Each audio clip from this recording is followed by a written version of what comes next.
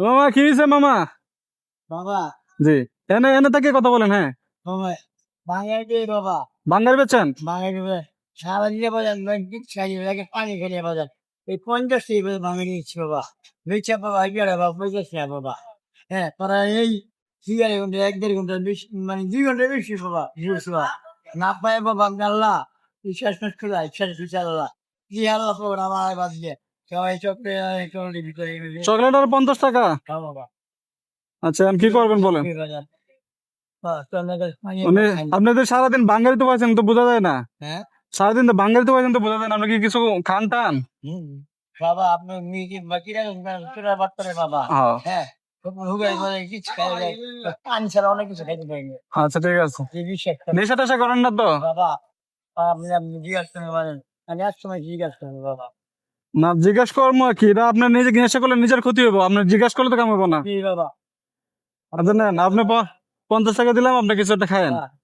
ওই 50,000 আচ্ছা, দোয়া করেন। সারা জিজ্ঞাসা নেশা টেশা করেন না, হ্যাঁ, নিজের ক্ষতি করেন। 50,000 আচ্ছা ঠিক আছে, আচ্ছা ঠিক আছে, ভালো থাকেন। সালাম আলাইকুম। ট্রেন এদিকে গেছে? হয়, এদিকে তো ছুটছে তো। হুম।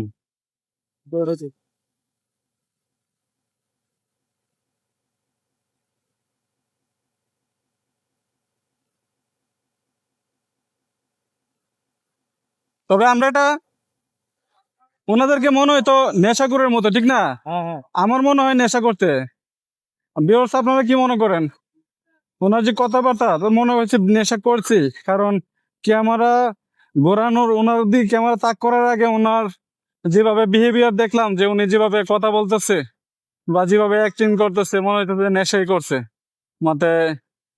আমার মনে হয়েছে। তারপরেও ওনারে 50 টাকা দিলাম, জানি হয়তো নেশা করে, কিন্তু যেহেতু মুরব্বী মানুষ, কি করবে? নেশা করলেও দিন শেষে ক্ষুধা লাগলে তো আর টাকা পাইবো না খাওয়ার মতো। তো যত কিছু একটা খাইতে পারে যদি ক্ষুধা থাকে। তো 50 টাকা দিলাম, আমার যদিও আমার সাথে আর তেমন একটা টাকা ছিল না। তো আমি আমার কাছে যতটুকু থাকে আমার সাধ্য অনুযায়ী মানুষকে দেওয়ার চেষ্টা করি।